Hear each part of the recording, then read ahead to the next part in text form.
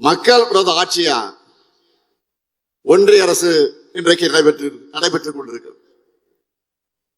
இந்திய கிராமங்களுடைய உயிர்நடையாக இருந்து பல கோடி ஏழை மக்களுடைய வறுமையை போக்கின மகாத்மா காந்தி 100 நாள் வேலை திட்டத்தை இப்போ பாஜக அரசு திட்டமிட்டு முடக்கி இருக்கிறாங்க. மகாத்மா காந்தியுடைய பெயரையே நீக்கி பெரும்பாலான இந்திய மக்களுக்கு புரியாத இந்தி பெயரை வேற வச்சிருக்கிறாங்க. மதச்சார்பின்மை, ஒற்றுமை என்ற சொற்கள் அது பாஜகவுக்கு பிடிக்காது. அதனால அதையெல்லாம் வாழ்நாளெல்லாம் வலியுறுத்தின காந்தியை அவங்களுக்கு பிடிக்காது. உலகம் முழுக்க இந்தியாவோட அடையாளமா இருக்கிற தேசத்தந்த காந்தியோட பேரையே இன்றைக்கு நீக்கி இருக்கிறாங்க. காந்தியோட பேரை நீக்கினது மட்டும் இல்ல, 100 நாள் வேலை திட்டத்தின் உண்மையான நோக்கத்தையே காலி பண்ணிட்டாங்க, அழிக்கிறாங்க. கடந்த 10 ஆண்டுகளா இந்த திட்டத்தை பல்வேறு கோணங்கள்ல கெடுத்தாங்க, பல வகைகளை நாசப்படுத்தினாங்க.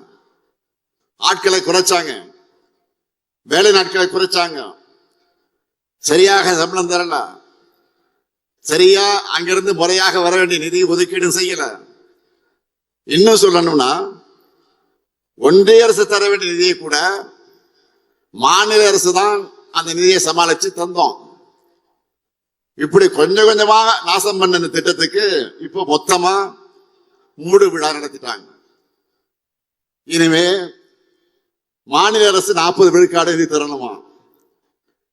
ஏற்கனவே நிதி நெருக்கடி உருவாக்கி நிதி ரிலீஸ் பண்ணாம நிறுத்தி வச்சு நம்ம முடக்க பார்க்கிறவங்க இப்போ கூடுதல் சுமைய நம்ம தலையில கட்டுறாங்க. அறுவடை காலங்கள்ல 60 நாட்கள் வேலை எதுவும் வழங்கப்படாதுன்னு வேற மாற்றம் செஞ்சிருக்கிறாங்க. இதனால் வேளாண் பணி செய்தவங்க வாழ்வாதாரம் பெரிய அளவில் பாதிப்பை சந்திக்கிறாங்க. மொத்தத்துல ஏழைகளுக்கு ஒன்றிய பாஜக அரசுக்கும் எந்த சம்பந்தமும் இல்லைன்னு கை கழுவி இருக்கிறாங்க. நாடாளுமன்றத்திலையும் இதை பற்றி முறையாக விவாதிக்காம அக்கிரமம் பண்ணாங்க, நிறுத்திட்டாங்க. இதோட விளைவுகள் யாரும் இது நினைச்சு பார்க்க முடியாத அளவுக்கு மோசமாக இருக்கிறது.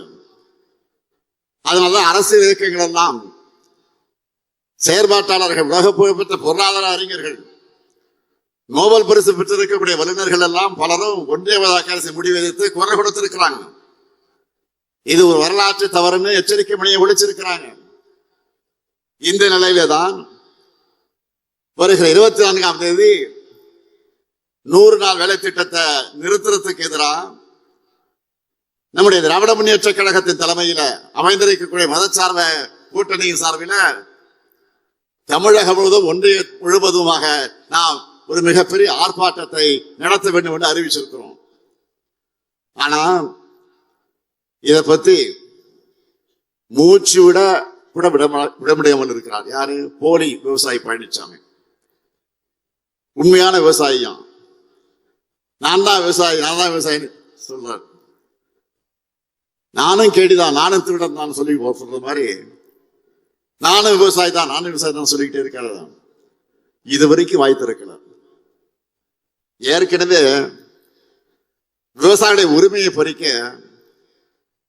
அவங்களால நடுத்துல நிறுத்தி பெரிய போராட்டத்தை நடத்தினாங்க. எதுக்கு? 3 வேளாண் சட்டத்தை பாஜக அரசு கொண்டு வந்துச்சப்போ அதுக்கு பாஜக காரங்களெல்லாம் மூக்கு மேல விரல் வைக்கக்கூடிய அளவுக்கு முட்டு கொடுத்தார். யாரு? பழனிசாமி. என்ன சொன்னாரு? நியாயப்படுத்தினாரு. போராடுறவங்க புரோக்கர்னு சொன்னாரு. அது மட்டுமா, சிறுபான்மையினருக்கு, இலங்கை தமிழர்களுக்கு எதிரான குடியுரிமை திருத்த சட்டத்தை பாஜக கொண்டு வந்தப்போ நாடு முழுக்க போராட்டம் நடந்துச்சு. ஆனா இதனால எந்த முஸ்லீமும் பாதிக்கப்பட மாட்டாருன்னு மனசாட்சி இல்லாம சொன்னவர் யாரு? பழனிசாமி. இந்த துரோக லிஸ்ட்ல லேட்டஸ்டா அடிஷனலா 100 நாள் வேலை திட்டம் சேர்ந்திருக்கு. பாஜக அரசு பல கோடி ஏழை மக்களோட வயிற்றுல அடிக்கிறப்ப கூட அதை எதிர்க்க துடைச்சல் இல்லாம அநியாயத்துக்கு துணை போகிற இந்த செயலை மக்கள் மறக்கவோ மன்னிக்கவோ மாட்டாங்க. எனவேதான் மக்கள் சக்தியின் துணையோடு இந்த சட்டத்தையும் திரும்ப பெற வைப்போம். இது எங்களுடைய லட்சியம். ஜிஎஸ்டி அடாவடி ஆளுநர், மெட்ரோ நிராகரிப்பு அப்படின்னு ஒன்றிய பாஜக எத்தனை நெருக்கடியில் ஏற்படுத்தினாலும் போராடி வாதாடி திட்டமிட்டு அனைத்து வகையிலும் தமிழ்நாட்டை முன்னேறிய மாநிலமாக நாம் உயர்த்தி காட்டிக் கொண்டிருக்கிறோம். இந்தியாவிலேயே நம்பர் 1 மாநிலம்னு நாம சொல்ற ஒன்றிய அரசின் அறிக்கையிலேயே அறிவிச்சிருக்கிறாங்க. நம்ம எதிர்க்கிறவங்க கூட மறக்க முடியாத அளவுக்கு வெற்றி என்பதுதான் திராவிட மாடல் கெத்து. அடுத்து அமைய போறது நம்முடைய ஆட்சி தான். உறுதியா சொல்றேன், திராவிட மாடல் 2.0 இன்னும் பல மகத்தான திட்டங்கள் வரப்போகுது. கலைஞர் மகளிர் உரிமை தொகையை இதுவரை 1,13,00,000 சகோதரிகளுக்கு கொடுத்துட்டு இருந்தோம்.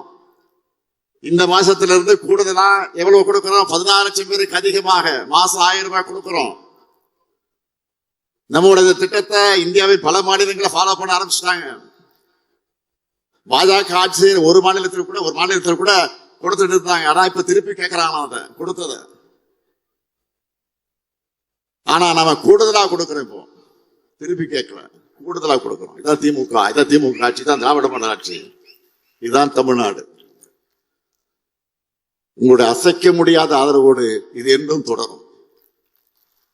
எத்தனை தடைகள் வந்தாலும் திராவிட மாடலால் தமிழ்நாடு வெல்லும், தமிழ்நாடு வளரும். நன்றி.